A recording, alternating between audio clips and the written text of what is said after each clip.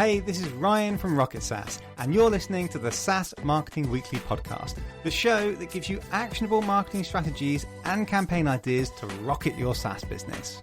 And if you want even more SaaS marketing ideas, go to saasmarketingweekly.com to join my free newsletter. Hello and welcome to another episode of SaaS Marketing Weekly with me, your host Ryan, the founder of Rocket SaaS. And today I have a very special guest, Akash Gupta. Welcome to the show. Thanks for having me. You're welcome. So Akash is the product-led growth guy, in my opinion, one of the leading voices on LinkedIn, got a very well-followed newsletter and podcast all about product-led growth. And with the listener to SaaS Marketing Weekly, mainly being founders or marketers of SaaS businesses that have products, obviously, and they're looking to grow them, I thought we would get a product-led growth expert on the show. I think you've probably got more followers on LinkedIn than anyone else I've ever seen on LinkedIn. I don't know if you're aware of this, but you are about to cross the 250,000 follower mark. Okay. So hopefully a few listeners to the show can follow you and we'll get you over that milestone. But yeah, before we get into product-led growth, how have you got so many followers on LinkedIn? What's the kind of biggest overall piece of advice you would say to scale your LinkedIn? Well, there's this funny chart from Jack Butcher where he kind of shows like how you keep posting, and at this point you just think, oh, you're posting to nobody, but then slowly you grow, and then eventually you kind of hit the exponential growth curve. And that is my hypothesis on not just how LinkedIn, but the internet, social media broadly, how all of that works, which is that you have to put in your years of consistent posting. For me, something like 3 years of daily posting with much smaller growth, going from 1,000 to 2,500 followers, those types of baby steps, right? For years. And that's when you really build your craft, your muscle, your eye for the content, and also kind of go through a few algorithmic waves, because the algorithm is always shifting, right? Every 3 to 6 months, there's dramatic changes to what is working on LinkedIn. Content is changing, creators are changing, and consumers are changing. So when all of that changes, you need to kind of build up your skill set around it. So it's kind of building up my 10,000 hours. And for me personally, also figuring out my niche. So what is my market of one? What is something that I can talk about that maybe nobody else can talk about? And having had 16 years working in product-led growth companies across B2B and B2C, I started to find that area. And once you find that, you start to get to be known for that. And that's how your reputation really snowballs. So those, I think, are probably two of the most important elements of my growth journey. Nice, love it. And would you agree that video is probably the most important growth factor on LinkedIn at the moment? That's what I'm hearing from most experts. No, I would totally disagree. I think that video had a moment, like if you look at it, like probably like November, December, maybe like the first week or two of January, where it was getting pretty pumped. And so maybe those experts are referring to that time period, but their advice is pretty outdated at this point, where video at this point is getting treated very similarly to the other content. It doesn't seem to have a special boost just for being video. If you are able to create a great video, there are some people who are able to create great videos, it will go well. So a creator example, her name is Chloe Shi. She'll film like 30 different shots for her video. She'll have a fantastic message. She'll have a visual metaphor. If it's not you talking into a microphone, but there's actually you out there doing stuff in the world, you actually teaching people something super valuable. Another creator, her name is Aya Mayrock, Aija. She pronounces her name Asia though. So I just pronounce it like that so you could spell it. Asia Mayrock. She's growing really fast, right? She's literally traveling to Israel, Argentina. She's like talking to interesting people who are coming up with cool scientific discoveries. Like those types of high effort video production, it'll do well anywhere. At the same time, high effort text posts, high effort posts that have really good infographics, high effort carousels, all of those things are performing better. And actually, those usually have a better ROI on your time because it takes years to create good video, to understand lighting, to understand cinematography, to be able to edit those things really quickly. It takes a lot less time to learn how to write a great text post. Well, I'm relieved that you said that because, video is hard work. But interesting. Well, we could talk about LinkedIn growth all day. Sounds like you're an expert on that topic as well. Maybe we'll get you back on the pod to talk about that one day. But no, the main topic today is about product-led growth, as that's your one of your main areas of expertise. So let's start with like the basics. How would you define product-led growth versus traditional marketing? Because a lot of people get confused. What is product-led growth? Yeah. So, and I think that there's a difference between what product-led growth is just generally, like if you use it, and then if you use it in a B2B SaaS context. And I know that you and this podcast work with a lot of B2B SaaS. So when you're talking about business to business software as a service, there's two main ways to go to market. So one way to go to market is you're going to hire sales folks who are selling your solution in, and you're going to have a marketing team that is supporting those sales folks by generating marketing qualified leads, usually MQLs. And so those MQLs are typically visits that come to the website and request to talk to sales or request to talk to a demo that are within the ideal customer profile. So that's like your typical way of doing business within B2B SaaS. The reason it works that way is, first of all, the biggest money in B2B SaaS is in the enterprise segment. It's not in small and medium-sized businesses. Enterprises tend to buy with a drawn-out process that requires salespeople to handhold people through it, to work through rounds of negotiation, to work with procurement officials, to get everything all drawn up. And so that's a different beast entirely. There's this new wave of companies that came out, and it's most exemplified by companies like Slack, where what actually happened is they had a bottoms-up adoption within companies, and specifically in small and medium-sized businesses who are willing to open up their credit card without ever talking to a salesperson. They saw a huge adoption. They basically grew like consumer products. They grew because their product was so good. And a lot of these companies, an example more recently is called Lempire. They don't have like sales team. Or where I was a VP of product, Apollo.io. We didn't have a very big sales team for a really long time, yet we still became a $2.5 billion valued company. And that's because they're growing based on product-led growth. So what happens with a product-led growth motion is you're creating some sort of way where your product is acquiring customers, monetizing customers, turning them into paid customers, and expanding those customers, which are kind of the three most important elements that a sales team and marketing team wouldn't be doing. And so that's the distinction, product-led versus marketing and sales-led. Yeah, love it. No, I like that you gave the example of Slack. For the people that listen to this podcast regularly, I often mention the Slack website, Slack's marketing. They're so good at product-led marketing.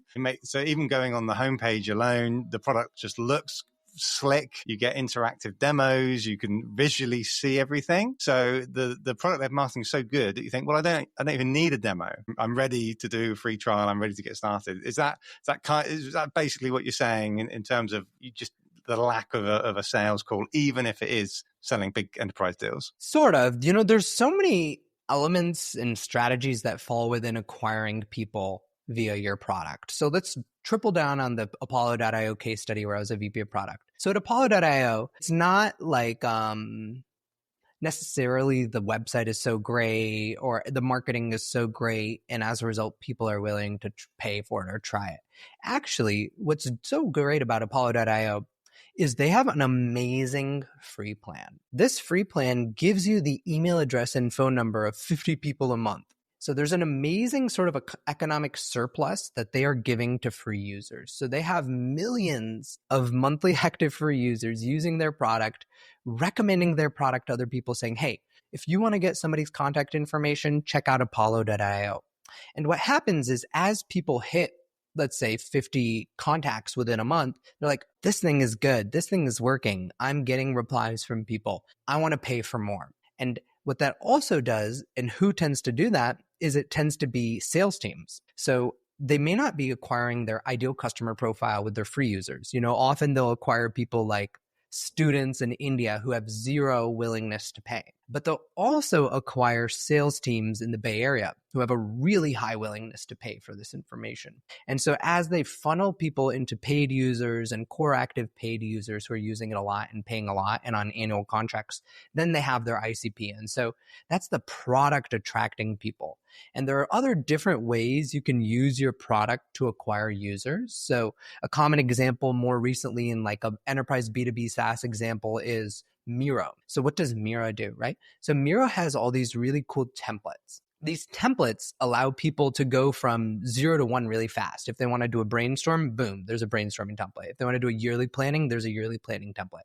If you want to have a tough conversation, there's a conversation template too. And so the templates are acting as acquisition. But what's interesting is those templates actually rank on Google search. And so in Google search, they're now getting the acquisition layer. So instead of word of mouth via free users, it's actually Google search to this plan. And so there's so many different PLG motions out there. I profile roughly one PLG company a month. And what surprises me the most is they all have different methods, different channels to acquire these customers. Yeah, nice. So I guess one of the key things that sprung to mind is SaaS companies often need to be a bit more brave and give away more of the product for free. I know a lot of SaaS companies, they even hide the product before the demo. You have to book a demo to even see the product. They don't want to do free trials. But you're saying with really successful product-led growth, a lot of businesses obviously have to have an amazing product and then the bravery to give away a lot of it for free. Would you say that's one of the key components? Well, not all SaaS products should do product-led growth. Not all of them should have a free trial or have a free plan, or what is actually the new hotness is neither free trial or free plan, but actually reverse trial. So actually everybody experienced a reverse trial when they sign up for Spotify because they give you 30 days without ads. After that, they start making you experience ads. That's a reverse trial. You give them the paid plan for free, then you downgrade them to the free plan. So why is that not a fit for everybody? Why are those SaaS companies hiding the product behind the demo? There's a couple really good reasons for that. One of the best reasons to do that is if your product has a really, really high setup time. So an example of this might be Snowflake. For Snowflake, you need to bring things into the data lake, the data warehouse, whatever they want to call it. You need to upload it. You need to get your metric definitions right. You need to get your streaming pipelines right. You need data engineers staffing it. You need analysts to have used the data. It takes months. It's not going to make sense for them to have a free plan or a free trial out there, right? Instead, they might do something which is very common actually, which is like a POC. And so a POC, after you talk to sales, you might do even 3 months of the product. They'll let you try it for free. So that's a different way of doing free trial, but it's adopted to their context, the type of product they're building. And most importantly here is always think about your customers and the buying process of your customers. Because if you're selling to really big companies, they're not trying the free trial. They're talking to a salesperson, a demo will happen. And so it's actually what I find is that companies who get overly entranced with product-led growth, they think product-led growth is so sexy, it becomes a distraction from how they actually win in their market. So just stick to how your buyers buy. Yeah, nice. Sound advice. So what have you got any kind of experience or advice around the most common mistakes that you see of companies that are doing product-led growth? I know you sort of covered a little bit of it there that people need to avoid, particularly I'd say sort of startups on this kind of smaller scale. What are the main kind of mistakes that you see you want people to avoid? So the first thing you want to think about is what is my segment of the market that is going to be receptive to this? Because a lot of people, they'll try to apply product-led growth to the enterprise. And product-led growth is going to be really good for your small and medium-sized businesses. It's going to be really good for your early stage startups, right? And so the mistake people will make is they'll start to hire a brand design agency that's really good at working with enterprise. They'll hire a demand gen person who's really good at running ABM campaigns with enterprise. They'll hire some name brand CRO, and none of those people are used to selling SMB, PLG. And for that, you also need a different type of marketer. You need a marketer who's really going to be good at getting virality going, getting organic loops going, activating influencers. That's a totally different strategy from your average B2B playbook. And so what I tell people is product-led growth does not just happen in the product engineering and design team. It's happening in marketing, sales, customer success, support.